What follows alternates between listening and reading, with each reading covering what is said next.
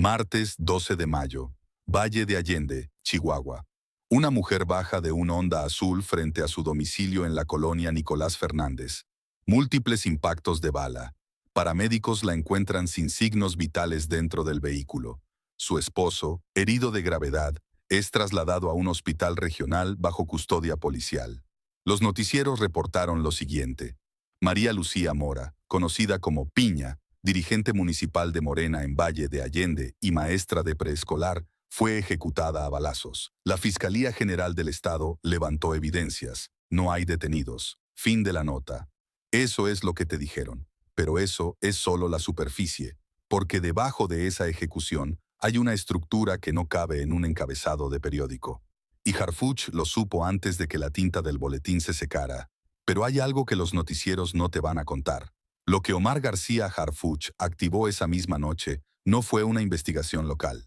Fue un protocolo de inteligencia federal que solo se enciende cuando la ejecución tiene capas, y esta tiene capas. Lo que vas a escuchar tiene 4 capas. La primera es lo que todos saben, la segunda es lo que nadie reportó, la tercera es lo que conecta todo, y la cuarta es la que Harfuch todavía está investigando. Te voy a llevar a través de cada una. La primera capa empieza con un dato que nadie reportó. Valle de Allende no es Juárez, no es Chihuahua capital. Es un municipio de menos de 12,000 habitantes enclavado en la región centro-sur del estado, un lugar donde las calles se vacían a las 8 de la noche, donde el viento del desierto arrastra polvo entre las fachadas de adobe y las pickups estacionadas frente a las tiendas de abarrotes, donde todos se conocen y donde todos saben quién manda. La colonia Nicolás Fernández, donde ocurrió la ejecución, no es una zona de conflicto registrada en los mapas de incidencia delictiva estatal. No hay reportes de narcobloqueos, no hay enfrentamientos documentados. Es, en apariencia, un barrio tranquilo de un pueblo tranquilo. Quiero que te detengas un momento en eso. Una maestra de preescolar, dirigente de un partido político, ejecutada con múltiples impactos de bala a las puertas de su casa, en un municipio donde oficialmente no pasa nada. Ese es el primer dato oculto. La ejecución no fue en una zona de guerra. Fue en un lugar donde la violencia no debería existir según los registros, y eso le dijo a Harfuch algo que ningún noticiero mencionó. El ataque fue quirúrgico, planeado, con información previa sobre su domicilio, su vehículo, su horario de regreso. Según fuentes cercanas a la investigación, los agresores no llegaron al azar. Sabían que Piña llegaría esa noche a bordo del Honda azul. Sabían que vendría acompañada de su esposo. Y sabían exactamente en qué momento abrir fuego, cuando ella intentara descender del vehículo, no antes, no después.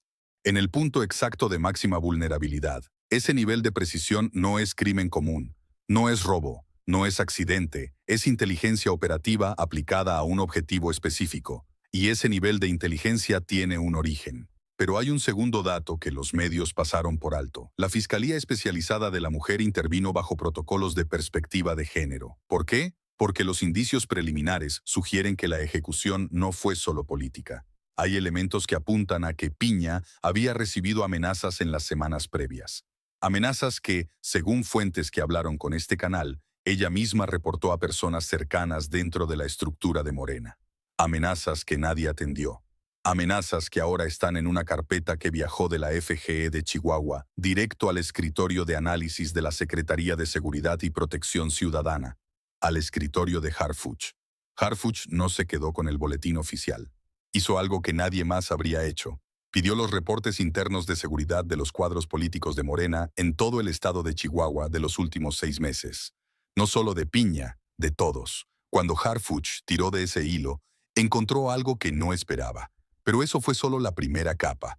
Lo que estaba debajo era más grande. Piña no era una figura nacional, no era senadora, no era diputada, no tenía reflectores mediáticos. Era una maestra de preescolar que organizaba la estructura de base de Morena en un municipio rural de Chihuahua. Y eso, paradójicamente, la hacía más importante de lo que parece, porque la estructura de base en municipios como Valle de Allende no opera en el vacío. Está conectada al tejido social del territorio. Y en regiones del centro-sur de Chihuahua, el tejido social tiene hilos que no aparecen en ningún organigrama partidista.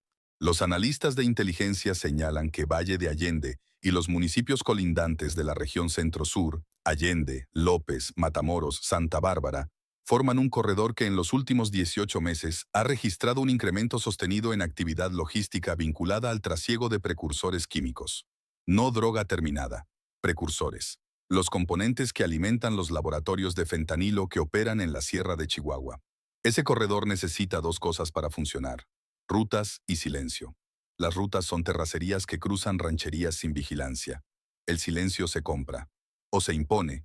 Piensa en lo que eso significa por un momento. Una dirigente política municipal en un territorio donde el silencio tiene precio. Una mujer que por su rol tenía acceso a información sobre las dinámicas de poder local, sobre quién controlaba qué, sobre qué nombres circulaban en las reuniones comunitarias que los noticieros jamás cubren. Un analista de seguridad consultado por este canal que pidió no ser identificado lo puso en estos términos. En municipios de esa escala, el coordinador político municipal sabe cosas que ni el propio gobierno estatal sabe. Sabe quién paga piso, sabe qué familias están desplazadas, sabe qué caminos se cerraron y por orden de quién. No porque lo investigue, porque la gente se lo cuenta. Y ahí está el problema.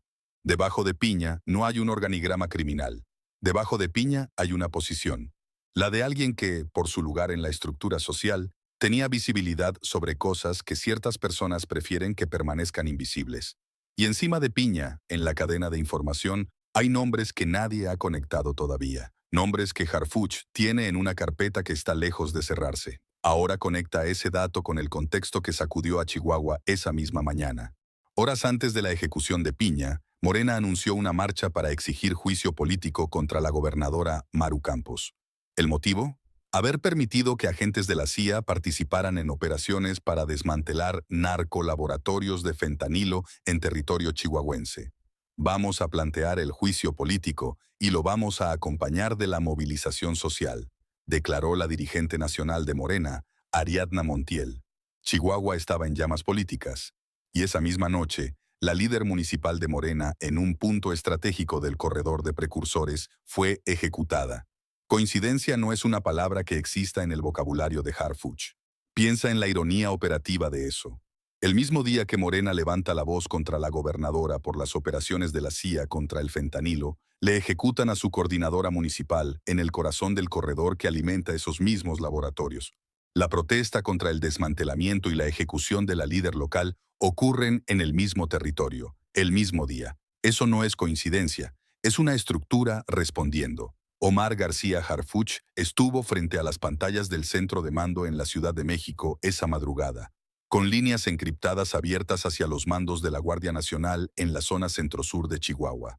El equipo de análisis de la SSPC cruzó 3 bases de datos esa misma madrugada: los reportes de amenazas a cuadros políticos en Chihuahua, los mapas de actividad logística de precursores químicos y los registros de movimientos vehiculares en las carreteras de la región centro-sur. Lo que encontraron no fue una coincidencia, fue un patrón. ¿Cuántos municipios más en Chihuahua tienen el mismo perfil? ¿Cuántos corredores como este operan en silencio mientras los noticieros cubren otra cosa? Escríbelo en los comentarios porque eso es exactamente lo que el equipo de Harfuch está tratando de determinar. Y aquí es donde la historia cambia de dirección completamente. Porque debajo de la red política y debajo del corredor logístico hay algo más profundo. Toda red necesita combustible. Y el combustible siempre es el mismo: dinero. Para entender la magnitud, sigue el dinero. Los laboratorios de fentanilo que operan en la Sierra de Chihuahua no se financian solos. Cada laboratorio representa una inversión de entre 8 y 15 millones de pesos en infraestructura, precursores, logística y protección. Y esos laboratorios no producen para el mercado local, producen para el mercado más lucrativo del planeta, el consumidor estadounidense. Según los reportes internos de la SSC consultados por fuentes cercanas a la investigación, el corredor centro-sur de Chihuahua mueve, en precursores químicos solamente, un estimado de entre 200 y 350 millones de pesos anuales. Eso es el equivalente al presupuesto municipal completo de Valle de Allende multiplicado por 20. Detente un segundo aquí y procesa esa cifra con una traducción humana. 350 millones de pesos es lo que gastan 5,000 familias chihuahuenses en alimentación durante un año entero. Es el sueldo completo de 1,200 maestras de preescolar como Piña durante 12 meses. Ese dinero no circula en el sistema bancario formal. Circula en efectivo, en propiedades, en vehículos, en ranchos ganaderos que producen más dinero del que cualquier hato de ganado podría justificar. Y para que ese circuito funcione, necesita algo que el dinero no puede comprar directamente: control territorial. Control territorial significa que nadie habla, que nadie reporta, que las camionetas que pasan a las 3 de la mañana por las terracerías entre Valle de Allende y la Sierra no generan llamadas al 911, que los movimientos logísticos se mantienen fuera del radar. Y cuando alguien con visibilidad social, una líder comunitaria, una maestra, una organizadora política, empieza a ser percibida como un riesgo para ese silencio, el sistema reacciona. No con advertencias, con balas. Harfuch pidió algo que nadie antes había pedido: un mapeo financiero completo de las transacciones inmobiliarias en la región centro-sur de Chihuahua de los últimos 24 meses. No las transacciones grandes, las pequeñas, las que se pierden entre el ruido. Compras de terrenos rústicos de entre 500,000 y 2 millones de pesos, siempre en efectivo, siempre a nombre de personas sin historial financiero. Lo que encontraron fue un patrón geográfico. Las propiedades adquiridas formaban un anillo, y el centro de ese anillo no era un rancho, no era un laboratorio, era un punto logístico de distribución donde las terracerías convergen antes de subir a la sierra. El equipo de investigación financiera de Harfuch rastreó los flujos. De las propiedades pasaron a los compradores. De los compradores pasaron a los intermediarios. Y de los intermediarios pasaron a una cuenta que activó todas las alarmas de la unidad de inteligencia financiera. Una cuenta a nombre de una empresa de servicios agropecuarios registrada en Parral. Una empresa que en papel vendía alimento para ganado, pero que en los últimos 18 meses había movido 47 millones de pesos sin una sola factura de venta verificable. 47 millones de pesos. Eso es lo que cuesta mantener 3 laboratorios de fentanilo, operando durante un ciclo completo de producción. El dinero siempre tiene un destino final, y ese destino tiene nombre. Y aquí llegamos a la capa que Harfuch todavía no ha hecho pública. Detrás de la empresa de servicios agropecuarios hay un beneficiario final. No es un narcotraficante con alias. No tiene ficha en los registros de la DEA. No aparece en los comunicados de la Fiscalía. Es un nombre que circula en voz baja en los pasillos del poder local de Chihuahua. Un nombre que conecta la actividad financiera con las decisiones políticas. Un nombre que Harfuch tiene en una carpeta que no se ha abierto todavía. Lo que puedo decirte es esto. Según fuentes que hablaron con este canal, ese nombre aparece en 3 contextos diferentes. Aparece en el registro societario de la empresa de Parral. Aparece en la lista de contactos del teléfono de un operador logístico detenido hace 4 meses en un retén de la Guardia Nacional sobre la carretera 24. Y aparece, esta es la parte que nadie reportó, en una denuncia anónima que Piña habría presentado semanas antes de su ejecución. Quiero que te detengas un momento en eso. Una maestra de preescolar, una mujer que organizaba reuniones de base de Morena en un pueblo de 12,000 habitantes. Esa mujer sabía un nombre, y ese nombre la mató. Harfuch sabe quién es. Lo sabe desde que cruzó los 3 registros esa madrugada, pero Harfuch no se mueve hasta tener todo. Y todo significa cada capa documentada, cada conexión verificada, cada peso rastreado. La ironía operativa de este caso es devastadora.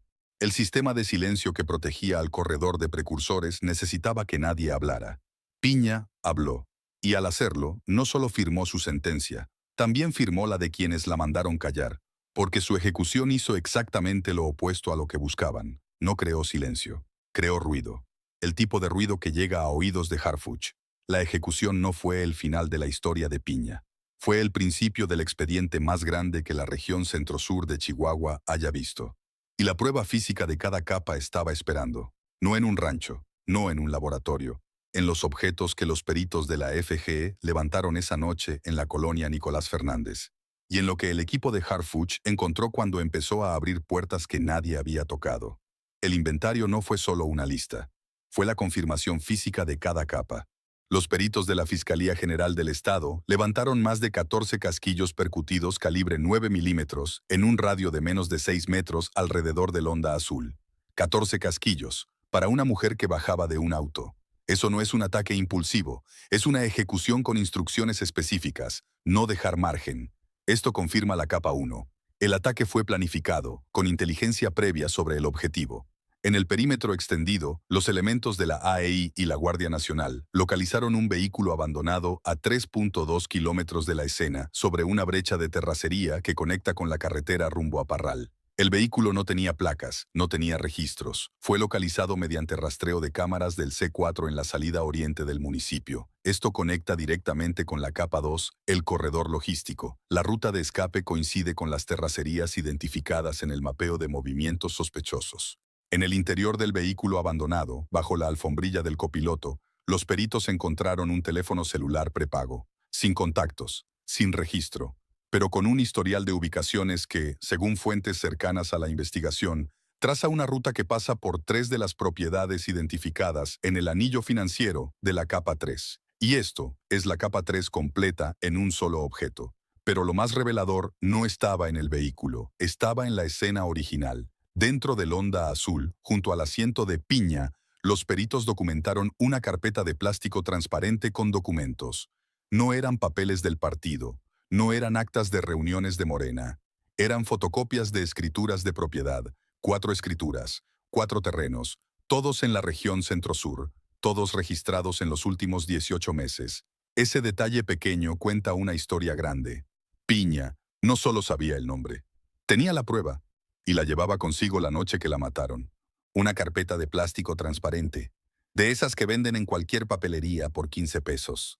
Dentro, 4 fotocopias que valían más que todo el dinero que circula por ese corredor. Porque esas fotocopias eran la prueba de que el anillo de propiedades existía, de que alguien estaba comprando territorio con dinero sin origen, de que el corredor no era solo una teoría de inteligencia.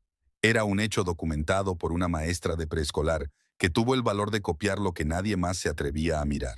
Cuando Harfuch vio el reporte del inventario pericial, supo que no era un caso individual.